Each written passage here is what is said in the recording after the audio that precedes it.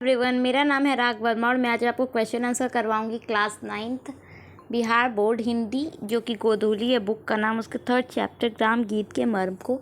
और इसमें बहुत ज़्यादा क्वेश्चन है, तो हम फटाफट स्टार्ट करते हैं फर्स्ट क्वेश्चन से कि ग्राम गीत का मर्म निबंध में व्यक्त सुधांशु जी के विचारों के सार रूप में प्रस्तुत करें। तो इसका आंसर होगा कि ग्राम गीत के मर्म निबंध में सुधांशु जी ने गाँव में जो गीत गाते हैं उसकी विशेषताओं को बताया है कि इस प्रकार का यह गीत हमारे जीवन को पूरा करता है, जन्म से लेकर मृत्यु तक, और बीच में जितने भी कर्म जैसे पूजा पाठ, शादी विवाह, छठिहार, गृह प्रवेश, जितने भी उत्सव महोत्सव या शोक मनाए जाते हैं, इन सब में इसका प्रचलन दिखता है। खास करके हमारा जो बिहार यूपी ये वाला एरिया है, हम लोग बहुत सारे ऐसे गाने हैं ना जो बचपन में सुने, तो ये कोई फिल्मी गाना नहीं होता है, ग्राम गीत होता है। यानी हम लोगों के लैंग्वेज में शुरू से ही आया हुआ एक लोक गीत होता है। जिस तरीके से आपने सुना होगा सब बच्चे को खिलाया जाता था बचपन में, घुघुआ मन्ना उपजे धन्ना, तो ये क्या, ये हमारा ग्राम गीत है, ये कोई आपको कला गीत नहीं है। सेकंड है कि जीवन का आरंभ जैसे शैशव है वैसे ही कला गीत का ग्राम गीत है, इसका हमें व्याख्या करना है। तो सुधांशु जी ने बताया है कि ग्राम गीत भले ही एक मनोरंजन की तरह देखा जाता है, लेकिन वह उसके इतिहास के बारे में बताते हुए कहते हैं कि जिस तरीके से किसी भी जीव का जन्म शिशु अवस्था में होता है, और वैसे ही कला गीत का ग्राम गीत है। आज हम कला गीत को जिस प्रकार अपने जीवन में उतरे, उसका प्रारंभ ग्राम गीत से हुआ। मतलब पहले ग्राम गीत होता था, धीरे धीरे हम उसको डेवलप करके कला गीत बना दिए हैं। थर्ड है कि गृहस्थ कर्म विधान में स्त्रियाँ किस तरह के गीत गाती थी। तो जो स्त्रियां हैं वो चक्की पीसते समय, धान कूटते समय, चरखा काटते समय, और कोई भी जैसे शारीरिक काम जो करती थी ना, उनको हल्का महसूस करने के लिए ग्राम गीत का उपयोग वो करती थी। क्योंकि देखो हम लोगों में भी क्या होता है ना, ये आदत होती है, बहुत सारे लोगों में, आपके फैमिली में भी होगा कि ऐसे काम करने में बहुत थकान और बहुत मतलब भारी लगता है, बट अगर उनको गाना बजा दो तो वो मतलब गाना सुनते सुनते एंजॉय करते करते ज़्यादा काम भी कर लेंगे इवन। तो ये क्या होता है कि क्योंकि एनर्जी मिलता है, एक वाइब आती है, तो काम करना थोड़ा सा आसान हो जाता है। फोर्थ है कि मानव जीवन में ग्राम गीतों का क्या महत्व है। तो मानव जीवन में ग्राम गीत का महत्व मुख्य रूप से पारिवारिक जीवन में है। ग्राम गीत का महत्व मानव जीवन के प्रमुख पुरुष और स्त्रियों में अलग अलग है। जहाँ स्त्रियाँ अपने काम को हल्का और आसान बनाने के लिए गीत को गुनगुनाती हैं, वहीं पुरुष अपनी शक्ति को बढ़ाने और अधिक परिश्रम के लिए गाना गाते हैं। इस प्रकार हम कह सकते हैं कि मानव जीवन में ग्राम गीत का महत्व बहुत है। अब देखो, क्योंकि जो लड़कियां होती हैं उनका टेस्ट जो होता है वो अलग होता है, पुरुष का अलग होता है गाना सुनने का। तो इसमें लड़की जो होती है वो, यानी कि स्त्रियां जो होती है वो सॉफ्ट गाना पसंद करती है ना, वो क्या करती है, उसको गुनगुनाती है, मज़ा आता है, एकदम आराम से गाती रहती है। और पुरुष जो होते हैं वो ज़्यादातर फास्ट सॉन्ग या फिर मोटिवेशन सॉन्ग जो होता है उस टाइप का सुनते हैं, ताकि उनको एनर्जी मिले। जैसे गाँव में पहले क्या होता था, अब देखो बहुत सारा धान लगाना है, तो गाँव में क्या होता था ना कि किसान गाना गाने लगते थे, ठीक है, और उसके बाद वो खेती करते थे, तो इससे क्या होता था, उनको एक एनर्जी मिलती थी, वो जल्दी जल्दी अपने काम को करते थे। वहीं जो लड़कियां औरतें जब काम करती थी, क्योंकि अब की तरह तो नहीं है कि पहले हर चीज़ के लिए खुद ही काम करना पड़ता था, चाहे वो आटा पीसना हो, धान कूटना हो, कुछ भी, तो वो लोग भी क्या करती थी कि गाना गाती थी। जैसे अभी भी होता है ना, हम लोग के परिवार में शादी वगैरह होते रहता है, इधर विध भी होते रहता है और औरतें गाती भी हैं। तो अब हम लोग इसको रस्म बनाती है, बट एक्चुअल में ये इसलिए होता था ताकि वो रस्म जो है वो बोरिंग नहीं लगे और गाना गाते गाते काम हो जाए। लेकिन अब क्या है कि काम करते करते गाना ऐसा लगता है कि वही रस्म है। तो चीज़ें चेंज हो गई है टाइम के साथ। फिर फिफ्थ क्वेश्चन की ग्राम गीत हृदय की वाणी है, मस्तिष्क की ध्वनि नहीं, बताइए। तो प्रस्तुत पंक्तियाँ लक्ष्मी नारायण सुधांशु द्वारा लिखित ग्राम गीत का मर्म पाठ से लिया गया है। लेखक का कहना है कि ग्राम गीत हृदय की वाणी है। मनुष्य जैसी स्थिति में होता है, जैसे अगर वह सुख में होता है तो सुख और आनंद के गीत गाने लगता है, वहीं जब व्यक्ति के दिल में कोई दर्द होता है तो वह इस दर्द को भी ग्राम गीत के माध्यम से गाता है। तो ग्राम गीत क्या है, ये इसकी विशेषता है कि मस्तिष्क की नहीं, हृदय से, मतलब जो दिल से निकलता है। जैसे बहुत सारा ऐसा गाना है ना जो बहुत वियोग में बहुत लगता है कि सो कोई अपना मर गया, तब जाकर वो गाना होता है।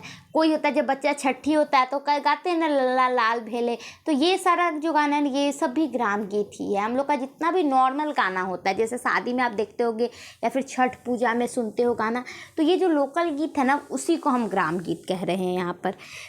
तो ये क्या है, ये दिल से निकलता है, ये दिमाग से रैप नहीं है कि आप टेक्निकल वर्ड यूज़ करके इस गाने को बनाओ, ये जो फीलिंग्स है उसको हम लोग बस गाते हैं ऐसे ही। फिर ग्राम गीत की प्रकृति क्या है, तो ग्राम गीत की जो प्रकृति है वह स्त्रैण थी, क्योंकि ये स्त्रियों में ज़्यादा प्रचलित थी। वह मुख्य कला गीत का आकर पौरुषपूर्ण हो गई, लेकिन मुख्य रूप से ग्राम गीत की पत्ती स्त्रैण ही रही। मतलब क्या है ना, ये जो गीत है वो स्त्रैण, मतलब क्या है कि वो एक्चुअल में स्त्रियों के लिए बना था, क्योंकि गाना गाना, डांस करना ये जनरली स्त्री का ये डिपार्टमेंट रहता है ना। तो ये क्या था, स्त्रीण था। लेकिन अब क्या, अब ऐसा नहीं, आप देखोगे बहुत सारे जो मेल सिंगर है वो, लेकिन पहले जो था वो मेन जो लेडीज़ होती थी उनका काम होता था गाना बजाना, डांस करना, मेहंदी लगाना, खाना बनाना। बट अब टाइम के साथ चीज़ें चेंज हो गई है, तो अब वो अलग है, लेकिन प्रारंभ स्त्री रूप में ही हुआ था। 7th है कि कला गीत और ग्राम गीत की क्या अंतर है। तो ग्राम गीत की रचना स्त्रियों को ध्यान में रखकर की गई थी, क्योंकि ये अक्सर स्त्रियों के काम आसान बनाने के लिए गुनगुनाती है। वहीं जो स्त्री अपने मन के भाव को पुरुष के लिए व्यक्त करती है, वही क्या है, कला गीत वो हो जाता है ग्राम गीत। और इसका ठीक अपोजिट क्या हो जाता है, वो कला गीत हो जाता है, जो कि पुरुष स्त्रियों के लिए गाना गाते हैं और अपने भाव को व्यक्त करते हैं। जैसे होता है ना, वो चांद सी महबूबा हो मेरी, या फिर बहुत सारे जितने भी गाने, उसमें क्या होता है कि स्त्रियों को मनाने के लिए पुरुष गाना गाते हैं। तो ये अब इसका ये चेंज हो गया। लेकिन पहले क्या होता था, लड़की गाती थी लड़का के लिए। जैसे वो मूवी भी एक बहुत पुराना आप देखोगे, सचिन का जो है, तो उसमें होता है ना, कौन दिशा में लेके चला है बटोहिया। तो वो जितना भी गाना है ये सब हमारा ग्राम गीत टाइप का है। 8 नंबर है कि ग्राम गीत का ही विकास कला गीत में। देखो ये जो चैप्टर है ना, मतलब नॉर्मली एक ही टाइप के क्वेश्चन है, जो कि ग्राम गीत और कला गीत का टाइप बताना और दोनों में अंतर बताना। टोटल 19 क्वेश्चन है और सब वही है आंसर, सबका मतलब वही बात है, घुमा फिरा के कभी ऐसे स्टार्ट कर रहे हैं कभी वैसे, बट मेन यही है। देखो यहाँ पे भी देख लो, ग्राम गीत की भाषा बिल्कुल ग्रामीण होती थी, और उस समय के जितने पहले होते थे वहाँ हमें ग्राम गीत का प्रचलन अधिक मिलता है, जबकि जैसे जैसे हम विकास कर रहे हैं कला गीत का प्रचलन बढ़ते जा रहा है, क्योंकि ग्राम गीत ज़्यादातर वास्तविकता पर आधारित होती थी, यानी जो हमें अपने आसपास देखते थे। लेकिन कला गीत जो है वो काल्पनिक होती, इसीलिए हम कहते हैं कि ग्राम गीत का ही विकास कला गीत से हुआ। देखो जो ग्राम गीत है ना, वो जैसे छठी हुआ, छठी हम देख रहे हैं कि बच्चा का 6 दिन हो गया तब गाना गा रहे हैं, हल्दी कूट रहे हैं तो हल्दी का गाना गा रहे हैं, धान कूट रहे हैं तो धान का गाना गा रहे हैं, बारिश के लिए गए तो वर्षा का गाना गा रहे हैं। बट ये जो होता है कला गीत, वो काल्पनिक होता है। जैसे हम कहते हैं ना कि जैसे लड़कियों के बारे में कहते हैं ना कि ये गुलाब, होठों में गुलाब है, आँखों में शराब है, या फिर बहुत सारे ऐसे गाने होते हैं जिसमें हम लोग बस कल्पना करते हैं। अब आँख शराब की तरह नहीं हो सकता है, होठ की तरह जो है वो गुलाब नहीं हो सकता है, बट ये कल्पना हम करते हैं यहाँ पर, तो वो होता है टेक्निकल गाना यानी कला गीत। फिर 9 नंबर क्वेश्चन है कि ग्राम गीतों में देश दशा की क्या स्थिति है, पठित निबंध के आधार पर उदाहरण दीजिए। तो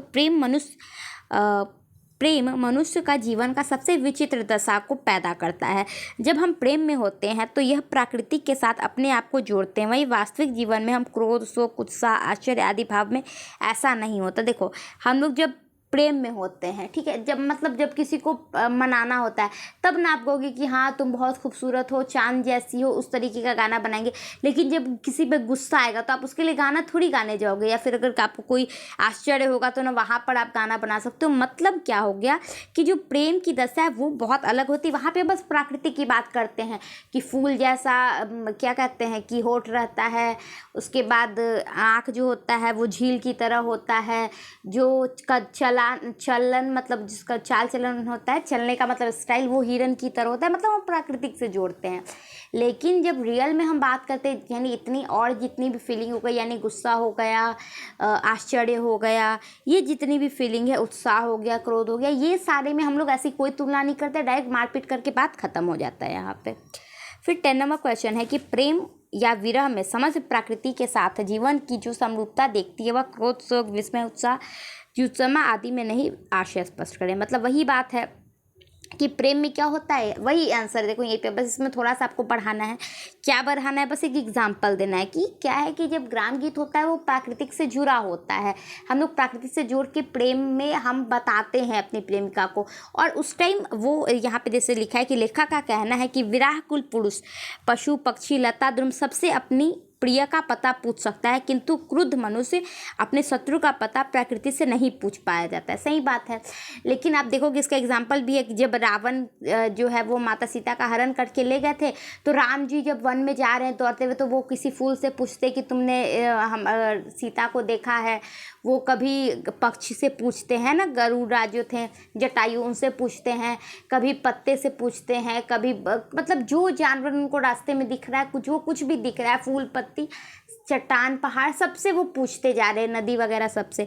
तो मतलब क्या है कि वो क्योंकि वो प्रेम में है, तो वो क्या कर रहा है कि हर एक प्राकृतिक से अपने उसका पता पूछ सकता है। लेकिन वही जब वो क्रोध में होता है तो वैसा नहीं पूछते, वो सीधा अलग ही फीलिंग होती है, वहाँ पर लोग इतना ज़्यादा इमोशनल नहीं होते हैं। 11 नंबर है कि ग्राम गीत में जीवन के किन प्राथमिक चित्रों का दर्शन हुआ है। तो ग्राम गीत में क्या है कि मानव जीवन के उन प्राथमिक चित्रों का दर्शन होता है जिसमें मनुष्य अपनी लालसा, वासना, प्रेम, घृणा, उत्साह, विषाद का समाज की मान्य धारणाओं के ऊपर नहीं उठा सका हो। मतलब जितनी भी नॉर्मली हमारी फीलिंग होती है ना, जो गुस्सा, चिढ़, प्यार, ठीक है, ये सारे ही पे के ऊपर क्या है, एक गाना है। तो यही चीज़ यहाँ पर पूछ रहा था। फिर लास्ट नहीं, इस पेज का लास्ट 12 नंबर कि गीत का उपयोग जीवन के महत्वपूर्ण समाधान के अतिरिक्त मनोरंजन भी है, निबंधकार ने ऐसा क्यों कहा है। तो आप देखोगे कि मनोरंजन तो है ही, क्योंकि इसमें हम गाना तो बात तो करना चाहते हैं, लेकिन एंजॉय में ही बात करना चाहते हैं।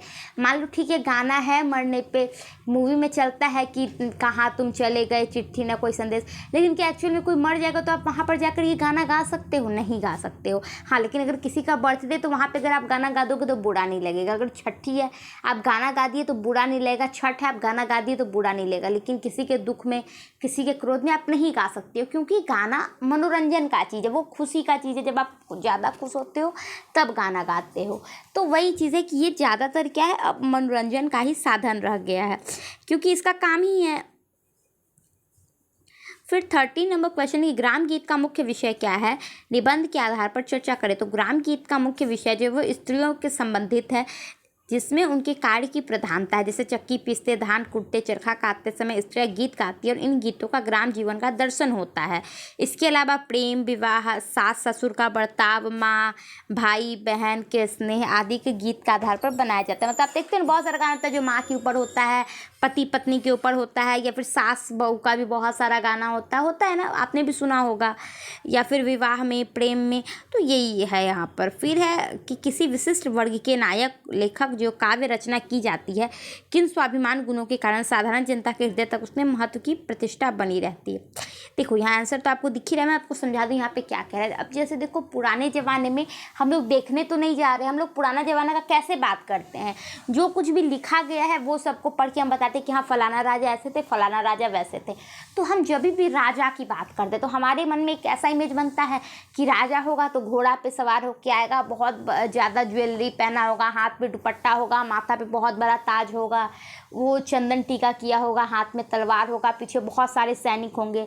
जब हम राजकुमारी की बात करते तो लगता है बहुत सुंदर सी एक लड़की होगी जो कि बीच में चलेगी, आसपास बहुत सुंदर उनकी दासी वगैरह होंगी, बहुत अच्छा लहंगा होगा, है ना, बहुत भारी भारी ज्वेलरी होगी। मतलब क्या है कि हम लोग बहुत उस तरीके का ही सोचते हैं, हमारा शुरू से माइंड सेट है। क्योंकि जब कोई ज़्यादा तैयार हो जाता है हम बोलते हैं कि ज़्यादा रानी मत बनो, है ना, एकदम महारानी है, दिन भर आराम करती है, कोई काम नहीं करती है। तो ये क्या होता है, तो ये जितनी भी रचना है, क्योंकि जो भी राजा के बारे में बताता है वो उनके ही आदमी रहते हैं, तो वो जानबूझकर राधा को विशेष दिखाने की कोशिश करते हैं, रानी को विशेष दिखाने की कोशिश करते हैं।